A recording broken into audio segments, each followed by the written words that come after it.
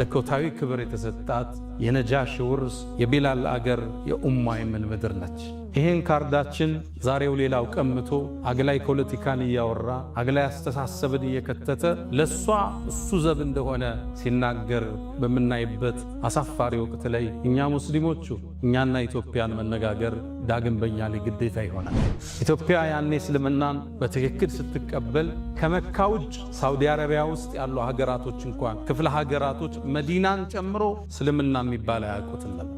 አሁን የነቢዩን መናገሻ መዲነቱል ሙነወራ ከሷ በፊት 7 ዓመት በፊት እስልምና ኢትዮጵያ ውስጥ ገብቷል። ኳታር እስልምና ከመግባቷ 13 ዓመት በፊት ኢትዮጵያ ውስጥ ገብቷል። ያሁኗ ዩናይትድ አረብ ኤሚሬትስ ዱባይ ውስጥ እስልምና ከመግባቱ 15 ዓመት በፊት ኢትዮጵያ ውስጥ ገብቷል። ኢራቅ ውስጥ እስልምና ከመግባቱ 20 ዓመት በፊት ኢትዮጵያ ውስጥ ገብቷል። ጎረቤት ሀገር ግብፅ ውስጥ እስልምና ከመግባቱ በፊት 30 ዓመት በፊት ኢትዮጵያ ውስጥ እስልምና ተገብቷል። በል በጣም ይግረማችሁ ያሁኗ ቱርክ እስልምና ከመግባቱ 405 ዓመት በፊት እስልምና ኢትዮጵያን ተቀላቀለ።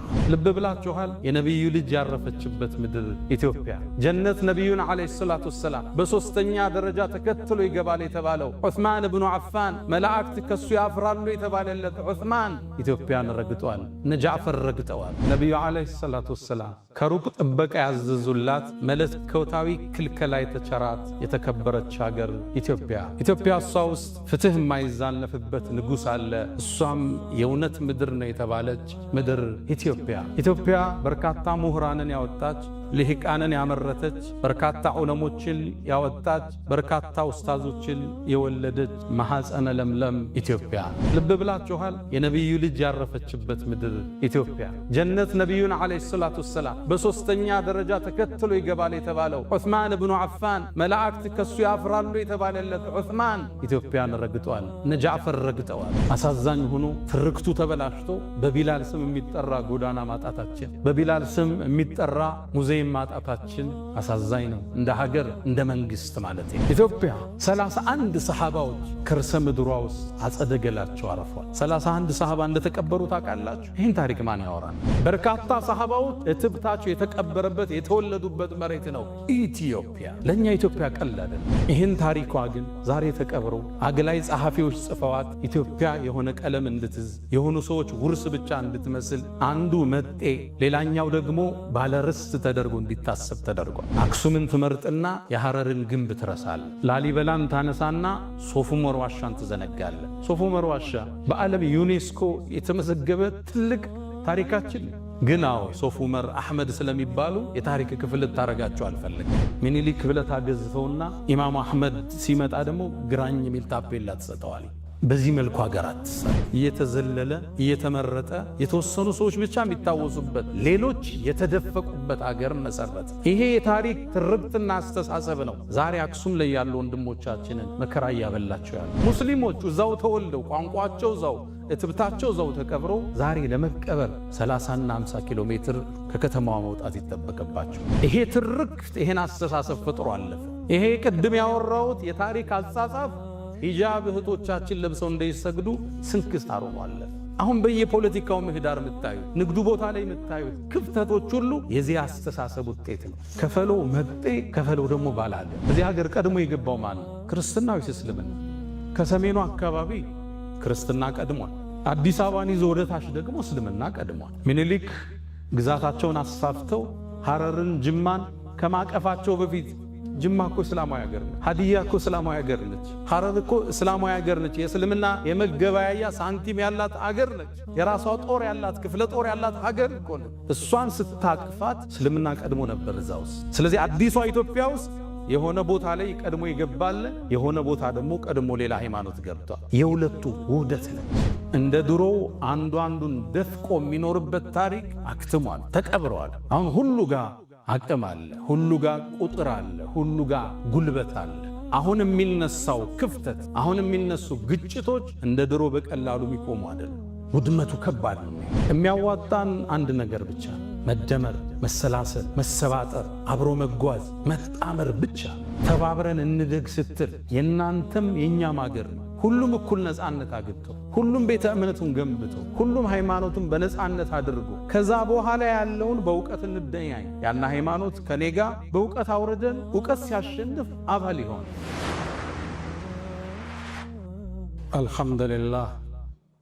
አልሐምዱሊላህ ዚል ጀላል ወሱብሓነላህ አልከቢር አልሙተዓል አልሐምዱሊላህ ሙንዚል አልኪታብ مجري السحاب حازم الأحزاب حمدا لك اللهم لما أسبغت من النعم وصرفت من النقم وأكثرت من العطاء وكشفت من الغطاء. رب إني أحمدك استزادة لفضلك حمدا يوافي نعمك ويكافئ مزيدك، وأحمدك حمد عبد مغمور بعطائك مشمول بحلمك يحيا برحمتك ويعيش في ظل عفوك. فلك الحمد كما ينبغي لجلال وجهك ولعظيم سلطانك. رباه أنت الذي صورتني وخلقتني وهديتني لشرائع الإيمان، أنت الذي أطعمتني وسقيتني وكسوتني وغمرتني بالفضل منك والإحسان، ونصرتني وجبرتني وجعلتني من عبادك الصالحين، ونشرت لي في العالمين محاسنا وسترت عن أبصارهم عصياني، وجعلت ذكري في البرية شائعا حتى جعلت جميعهم إخواني. والله لو علموا قبيح سريرتي لأبى السلام علي من يلقاني، ولا أعرض عني ومل صحبتي ولبؤت بعد كرامة بهواني، لكن سترت معايبي ومثالبي وحلمت عن سقتي وعن طغياني. فلقد مننت علي رب بأنعم ما لي بالشكر أقلهن يداني، فلك المحامد والمدائح كلها بخواطري وجوارحي ولساني. أشهد أن لا إله إلا الله ولي الصالحين وحده لا شريك له، له الملك وله الحمد وهو على كل شيء قدير. عز وارتفع على العرش استوى، له ما في السماوات وما في الأرض وما بينهما وما تحت الثرى، وهو على كل شيء شهيد. وأشهد أن سيدنا وإمامنا وقرة أعيننا محمدا عبد الله ورسوله وخيرته من خلقه وأمينه على وحيه، بعثه الله بين يدي الساعة بشيرا ونذيرا وداعيا إليه بإذنه وسراجا منيرا، فتح الله به أعينا عميا وآذانا سما وقلوبا غلفا، وتركنا على المحجة البيضاء ليلها كنهارها لا يزيغ عنها إلا هالك. يا من تحبون النبي محمدا صلوا عليه وسلموا طول المدى، فصلاتكم وسلامكم نورا لكم بأمسكم وبيومكم ولكم غدا. إن الصلاة على النبي وآله يشدو بها من شاء أن يتعطر، صلوا على خير البرية تغنموا 10 يصليها المليك الأعظم، من زادها ربي يفرج همه والذنب يعفى والنفوس منعم، بأبي أنت وأمي يا خير الورى، فصلاة ربي والسلام معطر. عباد الله، أوصي نفسي الخاطئة وإياكم بتقوى الله، ولقد قال تعالى: ولقد وصينا الذين أوتوا الكتاب من قبلكم وإياكم أن اتقوا الله، يا أيها الذين آمنوا اتقوا الله حق تقاته ولا تموتن إلا وأنتم مسلمون. يا أيها الذين آمنوا اتقوا الله وقولوا قولا سديدا يصلح لكم أعمالكم ويغفر لكم ذنوبكم، ومن يطع الله ورسوله فقد فاز فوزا عظيما. معشر المؤمنين، ባለን አጭር ሰዓት ከፊት ለፊት ያለውን ደመና እየተጠባበቅን ስለ ውዷ ሀገራችን ስለ ኢትዮጵያ እናወራለን። ኢትዮጵያ የበርካታ ብሔር ብሔረሰቦች ምድር፣ ቀለመ ብዙ፣ ብሔረ ብዙ፣ ቋንቋ ብዙ ኢትዮጵያ አላህ ከርሰ ምድሯንም ሆነ ገጸ ምድሯን የባረከላት የረድኤት ምድር፣ ኢትዮጵያ ውስጥ ከኢትዮጵያ ወጣው የሚፈሱ ከ10 የሚበልጡ ወንዞችን የያዘች ሀገር ትራንስ ባውንደሪ ይሏታል። ወደ ኢትዮጵያ የሚፈስ ወንዝ የለም ከኢትዮጵያ የሚወጣ ቢሆን እንጂ። ኢትዮጵያ ከ30 የማያንሱ ስመጥር ሐይቆችን የያዘች ምድር። ሳውዲ አረቢያን ብንወስ አንድ ሐይቅ የላትም። ኢትዮጵያ ግዙፉን ጣናን ጀምሮ ስመጥር 30 ሐይቆችን አላህ የሰጣት የባረካት ምድር። ኢትዮጵያ ስምጥ ሸለቆ ማለፊያ የሆነች በርካታ ማዕድንን፣ ነዳጅን፣ ወርቆችን፣ አልማዞችን የያዘች የተባረከች ምድር ኢትዮጵያ። ኢትዮጵያ ከ2000 በላይ በስም የሚታወቁ ተራሮችን የያዘች ሀገር። ወራሪዎች እንኳን መጥተው ሊወሯት ሲሉ አረበኞቹ ሸሂዶቹ ብቻ ሳይሆን ተራሮቹም አብረው ተዋድቀውላቸዋል። ለጠላት አልተመቹም የተባለላት ሀገር ኢትዮጵያ። ኢትዮጵያ የነጃሺ መናገሻ፣ የቢላል ምድር፣ የኡሙ አይመን አፈር ኢትዮጵያ። ኢትዮጵያ እሷን ካልነኳችሁ እንዳትነኩት ሲሉ ነቢዩ ዓለይሂ ሰላቱ ወሰላም ከሩቅ ጥበቃ ያዘዙላት መለኮታዊ ክልከላ የተቸራት የተከበረች ሀገር ኢትዮጵያ። ኢትዮጵያ እሷ ውስጥ ፍትህ የማይዛነፍበት ንጉሥ አለ። እሷም የእውነት ምድር ነው የተባለች ምድር ኢትዮጵያ።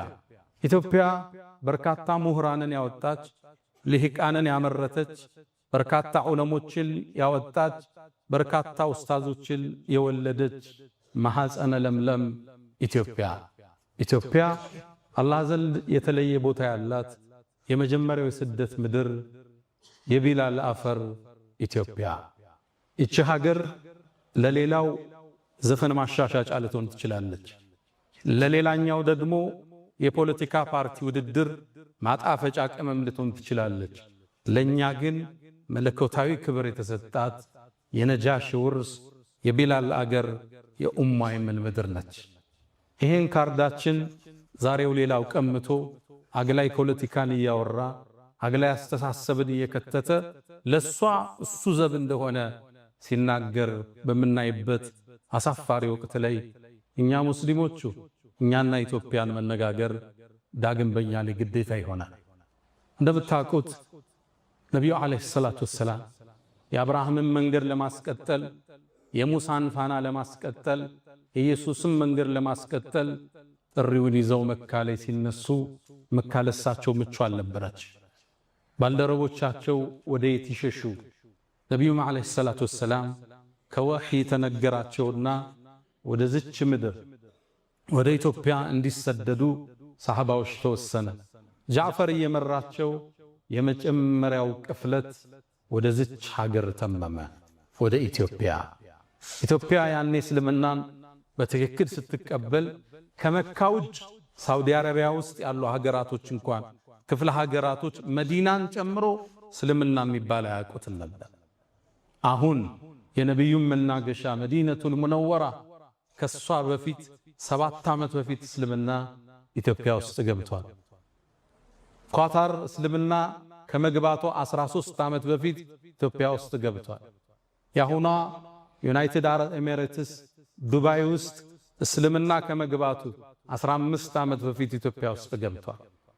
ኢራቅ ውስጥ እስልምና ከመግባቱ 20 ዓመት በፊት ኢትዮጵያ ውስጥ ገብቷል። ጎረቤት ሀገር ግብፅ ውስጥ እስልምና ከመግባቱ በፊት 30 ዓመት በፊት ኢትዮጵያ ውስጥ እስልምና ተገብቷል። በል በጣም ይግረማችሁ ያሁኗ ቱርክ እስልምና ከመግባቱ 400 ዓመት በፊት እስልምና ኢትዮጵያን ተቀላቅሏል። ኢትዮጵያ ከእስልምና ጋር ለየት ያለ ቁርኝት ያላት ሀገር ነች። ነቢዩ ዓለይሂ ሰላቱ ወሰላም የመጀመሪያውን ቅፍለት ላኩ። ሰሃቦቹም ተመለሱ። እንደገና 83 ቅፍለቶችን የአብራክ ክፋያቸውን ሩቅያን ከባላቸው ዑስማን ጋር አድርገው ወደ ኢትዮጵያ ለስደት የላኩባት ምድር ኢትዮጵያ ነች። ልብ ብላችኋል? የነቢዩ ልጅ ያረፈችበት ምድር ኢትዮጵያ።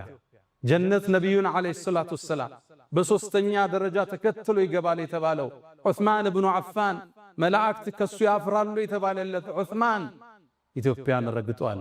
እነ ጃዕፈር ረግጠዋል።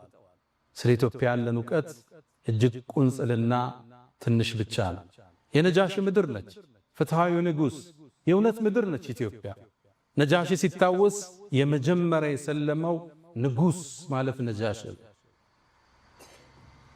ኢትዮጵያን ጸሐፍቶች ግማሹ አምነው ግማሹ ቢያስተባብልም ዓለም ላይ ያሉ ዕውቅ ጸሐፍት ይህን ታሪክ ያረጋግጣሉ። ከዛም በላይ የአላህ ምስክርን ቁርአን ላይ ይበቃናል። ነቢዩ ዓለይሂ ሰላቱ ወሰላም ዳዕዋቸውን ይዘው ሲነሱ አስተባበሏቸው። ወየቁሉ الذين كفروا لست مرسلا እነዛ ከሃዲያን እኮ አንተ የአላህ ነቢይ መልእክተኛ አይደለህም ይሉሃል። ቁል ብለህ በላቸው ከፋ ሸሂደን በይኒ ወበይነኩም በኔና አንተ መሃል እኮ ከምስክር በኩል አላህ ይበቃናል በላቸው። ወመን ዒንደሁ ዒልሙል ኪታብ አሊያም ያ ሰውዬም አብሮ ምስክር ይሆናል የመጽሐፉ ዕውቀት ያለው ሰው። ወመን ዒንደሁ ዒልሙል ኪታብ ይሄ ግለሰብ ማን? ሁለት ሪዋያ አለ። አንደኛው መዲና ውስጥ የነበረው ታዋቂው የይሁዶቹ ምሁር አብደላህ ብን ሰላም፣ ሁለተኛው ነጃሺ ነው የሚል ተፍሲር አለ። አላህ ለነቢዩ ነቢይነት ምስክር ራሱን ጠርቶ ከዛ ማስከትሎ ነጃሺን የጠቀሰለት የተከበረ ንጉስ። ነጃሺ ዓለይሂ ሰላም ሲሞት አላህ በወሕይ ለነቢዩ ነግሯቸው፣ እሱ የሞተው ኢትዮጵያ ውስጥ ነው፣ ነቢዩ ያሉት መዲና ውስጥ ነው። በወሕይ ተነግሯቸው ዛሬ ደግ ወንድማችሁ ነጃሺ አልፏልና ሶላተል ጋይብ እንስገድበት ብለው የሩቅ ሶላት የተጀመረበት ዛሬ ይህም መስጊድ በሰየምንለት ታላቁ ንጉስ በነጃሺ ነበር የተጀመረ።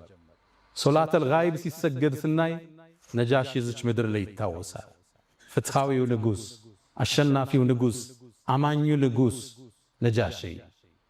እሱን እናስታውስ ዘንድ በአፍሪካችን ትልቁ የሚባለው ይሄን ትልቅ ኢንስቲትዩት በሱ እንዲወሰንም መታሰቡ ለዛ ነው። ኢትዮጵያ ከእስልምና ጋር ጥልቅ ቁርኝት ያላት ሀገር ኡሙ አይመን ኡሚ ባዕደ ኡሚ ያሏት ነቢዩ ዓለይሂ ሰላቱ ወሰላም ከእናቴ በኋላ እናቴ ናት ያሏት ኡሙ አይመን እሷ እኮ ኢትዮጵያዊ ነች። እኛ እኮ ነቢዩን ያጠባችው እናት እናታችን ነች። በነቢዩ ደም ውስጥ የሀበሻ ደም አለ። እኛ ከነቢዩ ደም ጋር ተቀላቅለናል። ከጅማታቸው ጋር አብረን ተሰፍተናል። ኢትዮጵያና እስልምና አንድና ያው ናቸው፣ ሚለያዩ አይደለም። ኢትዮጵያ የቢላል ምድር ነች። የነቢዩ ዓለይሂ ሰላቱ ወሰላም የመጀመሪያው ሙአዚን ቢላል ረዲየላሁ ተዓላ አንሁ። ምን ነው ቢላል ኮቲህን ጀነት ውስጥ ሰማሁት እሳ የተባለለት ቢላል። የሰው ልጆች ሁሉ ጀነትን ይናፍቃሉ፣ ጀነት ደግሞ ምትናፍቃቸው ሰሃባዎች አሉ ተብለው ከተጠቀሱት ውስጥ አንዱ ቢላል ይገኝበታል። እኛ ጀነትን እናፍቃለን፣ ጀነት ደግሞ ቢላልን ትናፍቃለች። የሱ ምድር ነች ኢትዮጵያ። አሳዛኝ ሆኖ ትርክቱ ተበላሽቶ በቢላል ስም የሚጠራ ጎዳና ማጣታችን፣ በቢላል ስም የሚጠራ ሙዚየም ማጣታችን አሳዛኝ ነው። እንደ ሀገር እንደ መንግስት ማለት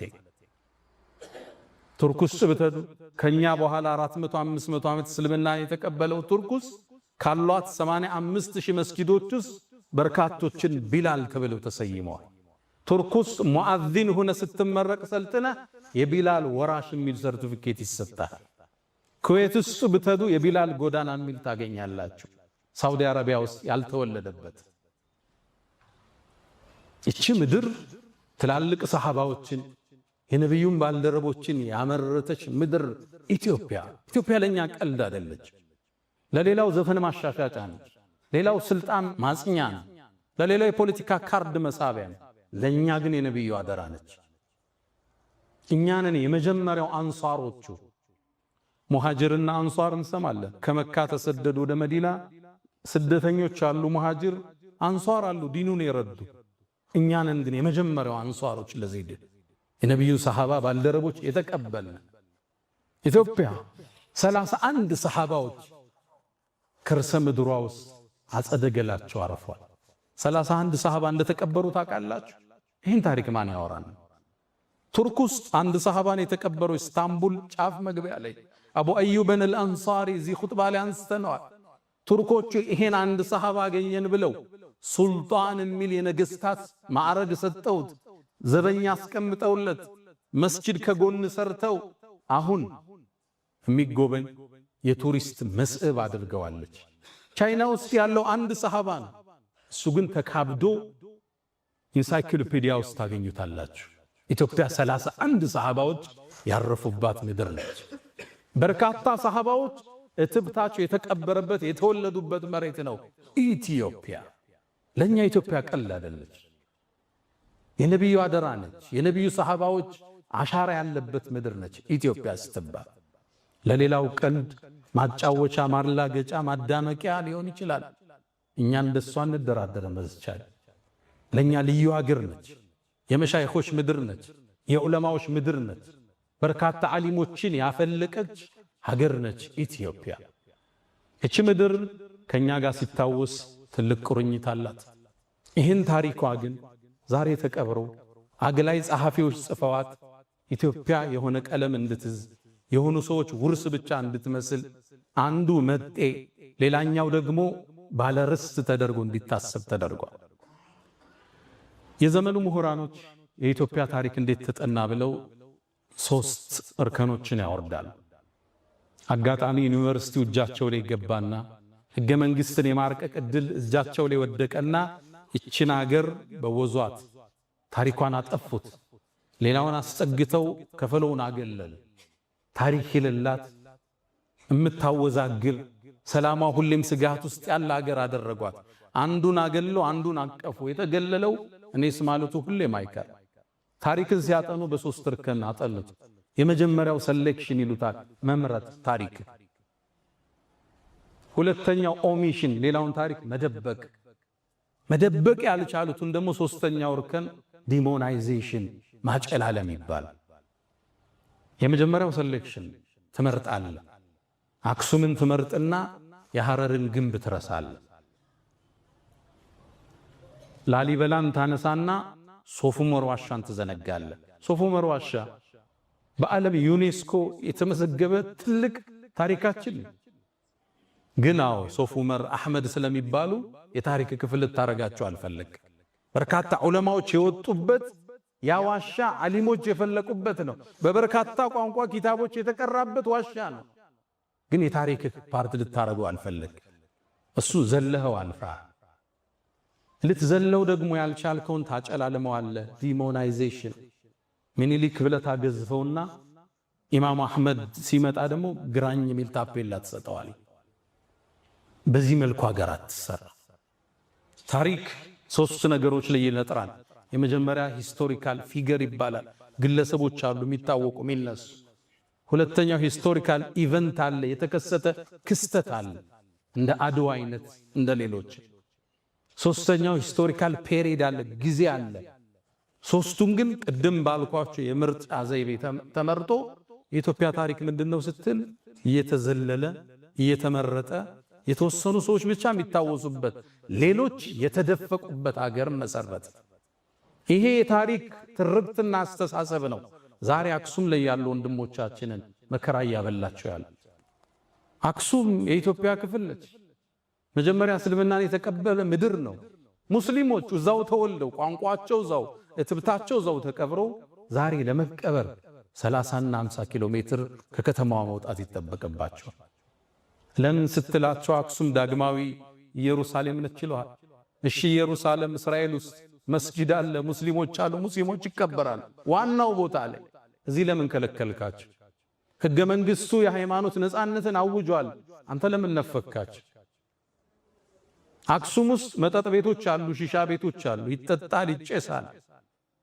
ሶላት ያው ሙስሊሞች የመሬምን ቅድስነት የተቀበሉ የኢየሱስን ነብይነት ያጸደቁ ክርስቲያኖችን የመጽሐፍ ሰዎች ብለው ያሉት ሙስሊሞች መጠጥ ከሚጠጡ ተራቁበት።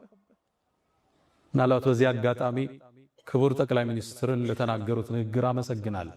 አክሱም ውስጥ ያሉ ሙስሊሞች 30 ኪሎ ሜትር ሄደው እንዲቀበሩ ከተገደዱ የሞቱት የከለከሉት ናቸው፣ ያ ሰውዬ አይደለም ብለዋል። ይሄ ትርክት ይሄን አስተሳሰብ ፈጥሮ አለፈ። ይሄ ቅድም ያወራሁት የታሪክ አጻጻፍ ሂጃብ እህቶቻችን ለብሰው እንዳይሰግዱ ስንክሳር ሆኗል።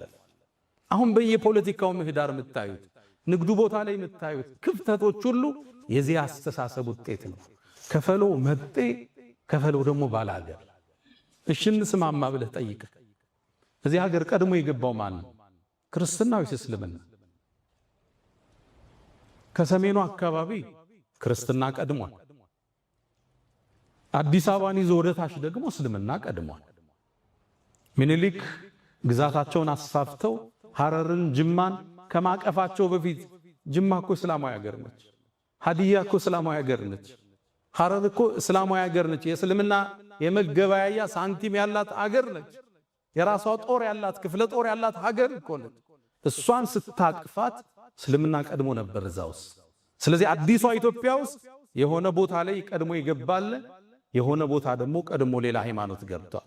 የሁለቱ ውህደት ነች። የሚያዋጣን አንድ ነገር ብቻ ነው፣ መደመር፣ መሰላሰል፣ መሰባጠር፣ አብሮ መጓዝ፣ መጣመር ብቻ። መሰላል እንደምታውቁት ወደ ከፍታ ስንወጣ ሁለት ቋሚዎች አሉት፣ በርካታ ግድሞች አሉት። መሰላል ከዚህ ነው የሚሰራው። አንዱ ብሔር ከሌላኛው ብሔር ጋር፣ አንዱ ሃይማኖት ከሌላው ጋር ተሰናስኖ ነው ወደ ኢትዮጵያ ብልጽግና ከፍታ መውጣት የምንችለው። አንዱን ጥለህ አንዱን አንጠልጥለህ የኢትዮጵያን ህዳሴ ማረጋገጥ አንችል። ሁሌም መጠላለፍ መጠፋፋት ብቻ ነው። በማህበራዊ የለውጥ እርከን ውስጥ 3 እርከን እንዳለ ይነገራል። አንደኛው እኔ ሊባለው እርከን ነው፣ ዲፔንደንሲ የምንለው። ሁለተኛው ደግሞ አንተ የሚለው ነው፣ ለሌላው ዕዳን ማሸከም ነው፣ ዲፔንደንሲ ይለዋል። ሶስተኛው ኢንተርዲፔንደንስ፣ አንዱ ካንዱ ጋር ሲገመድ፣ አብሮነትን ስታውጅ፣ ተባብረን እንደግ ስትል የናንተም የኛም ሀገር ነው። ሁሉም እኩል ነፃነት አግኝቶ፣ ሁሉም ቤተ እምነቱን ገንብቶ፣ ሁሉም ሃይማኖቱን በነፃነት አድርጎ ከዛ በኋላ ያለውን በእውቀት እንደያኝ ያና ሃይማኖት ከኔጋ በእውቀት አውርደን እውቀት ሲያሸንፍ አባል ይሆን። በማግለል በመግፋት ይችን ሀገር ወደ ላይ ከፍ ልናደርጋት አንችልም። አላ ወፈዐሉል ኸይራት ወስተግፊሩ ረበኩም ፈጡባ ሊልሙስተግፊሪን።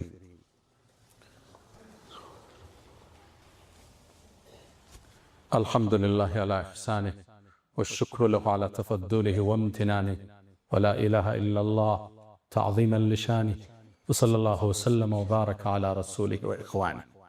አማ በዕድ ወዶች ይቺ ሀገር ሰላሟ እንድታገኝ እድገቷ እንዲረጋገጥ ከፍታዋ እንዲሰምር አንዱ ብሔር አንዱን ሊገፋ አይገባ።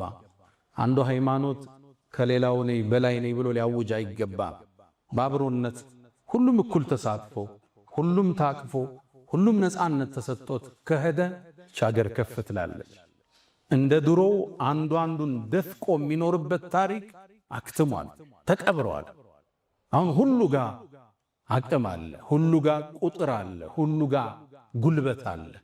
አሁን የሚነሳው ክፍተት፣ አሁን የሚነሱ ግጭቶች እንደ ድሮ በቀላሉ የሚቆሙ አይደለም። ውድመቱ ከባድ ነው የሚሆን። ድሮ አንዱ ኃያል ይሆንና ሌላውን ደፍጥጦ አስገብሮት ያድራል። አሁን እሱ አይደለችም የኢትዮጵያ ስሪት።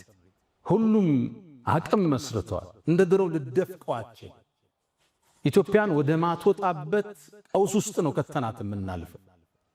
በዓለማችን የቦክስ ታሪክ ውስጥ ረጅም ዙር የፈጀ የሚባል ቦክስ አለ።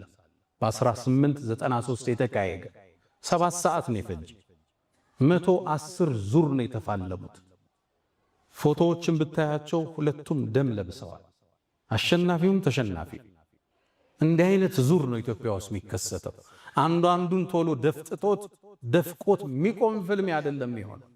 አንዱ ሲነሳ አንዱ ሲመረቅዝ ይችን ሀገር እንዳልነበረች እናደርጋታለን። እሱ እናንተን ላይ ያሳስባችሁ ይችላል። እኛ ግን ኢትዮጵያ ታሳስበናለች። የነብዩ አደራ አስመክኖች። ሁለተኛ ለአዲሱ ትውልድ ምክሬ፣ በትውልድ ግንባታ ውስጥ ተስፋ መልካምን ነገር እንዲያስብ ማድረግ የማህበረሰብን የማነጫ አንዱ ቅመም። የሰው ልጅ ስታኖረው ተስፋ ሰጠው ነው። አይዞ ይነጋል፣ ችግሩ ሲበዛበት ሊነጋ ሲል ይጨላልማል እያልክ ነው ተስፋ ለሰው ልጆች የምትመገበው። ለዛ ነው ነብዩ አለይሂ ሰላቱ ወሰላም ሐዲታቸው ላይ በሽሩ ወላ ቱነፊሩ አበስሩ ሰውን አታስበርግጉ ይላል። ቁርአን ላይ አላህ ይሄን ያጸነዋል። አላ ኢነ ነስረላሂ ቀሪብ አዋጅ የአላህ ድል ቅርብ ነው ይላል። አለይሰ ሱብሑ ብቀሪብ ንጋቱ ቅርብ አይደለም እንደ ይላል አላህ። ከጭንቀት በኋላ መፍትሄ አላህ አይዟችሁ ይላል። ትውልድ የሚታነጸው ተስፋ በመስጠት ነገ የተሻለ ይሆናል ብሎ እንዲያስብ በማድረግ እንጂ አገር ሙታለች ዳስ ጣል ብለህ ለትውልድ አይነገር። ወስያዬ ለወጣቶች እሱ ነው። ዳሱን አፍርሱትና ደስ የሚለው ተስፋ ላይ ተቅጣጩ። እቺ ሀገር የተሻለች ትሆናለች። እቺ ሀገር ከስንክሳሯ ወጣ ወደ ከፍታዋ መውጣቱ አይጠራጠር። ከውልደት በፊት እርግዝና አለ። እርግዝና ምጥ ይበዛዋል። እርግዝና ማቅለሽለሽ አለው። እርግዝና ቦሚት አለው። እርግዝና ወገብ ያማል አስተኙኝ ይላል። እቺ ሀገር በምታደርገው የግንባታ ጉዞ ውስጥ ስንክሳሮች አይጠፋትም። ሙእሚን ግን የነገውን ብርሃን አሁን ላይ ቆሞ የሚያማትር ማለት ትውልድን አገር ፈርሳለች ዳስህን ጣል ተብሎ አይገነባ። ይሄ ማህበራዊ ሳይንስን የማያውቁ ግለሰቦች ናቸው። ትውልድ እንዴት እንደሚታነጽ የሊደርሺፕን ሳይንስ የማያውቁ ገጣሚዎች፣ አዝማሪዎች ናቸው የሚሉት። ብዙ ጊዜ ችግሩ ምንድነው? ታዋቂ ሰው ስትሆኑ ማህበረሰብን አትቀላቀሉ። ይሄ ፈተና ይገጥመን። እኔ ሁሌ እላለሁ ለጓደኞቼ ከእስር በፊት ያለው እኔና ከእስር በኋላ አንድ አይደለም።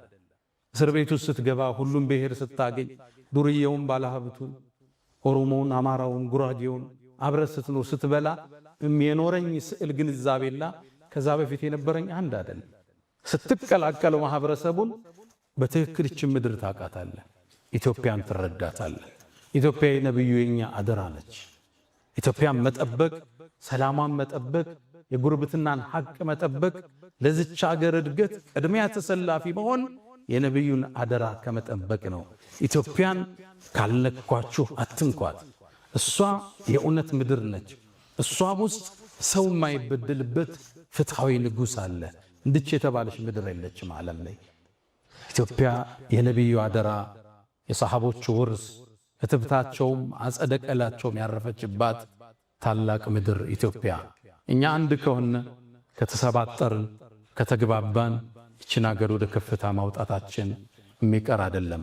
ያ መን ትሕቡነ ነቢየ ሙሐመዳ ሰሉ ዐለይሂ ወሰልሙ ጡለል መዳ ፈሰላትኩም ወሰላሙኩም ኑረን ለኩም بأمسكم وفي يومكم ولكم غدا إن الله وملائكته يصلون على النبي يا أيها الذين آمنوا صلوا عليه وسلموا تسليما اللهم صل على محمد وعلى آل محمد كما صليت على إبراهيم وعلى آل إبراهيم وبارك اللهم على محمد وعلى آل محمد كما باركت على إبراهيم وعلى آل إبراهيم في العالمين إنك حميد مجيد اللهم أعز الإسلام والمسلمين وأذل الشرك والمشركين ودمر اللهم أعداءك أعداء الدين اللهم لا تدع لنا في مقامنا هذا ذنبا إلا غفرته ولا هما إلا فرجته ولا دينا إلا قضيته ولا رزقا إلا وسعته ولا مريضا إلا شفيته ولا غائبا إلا رددته ولا ميتا إلا رحمته اللهم إنا نسألك العفو والعافية والمعافاة الدائمة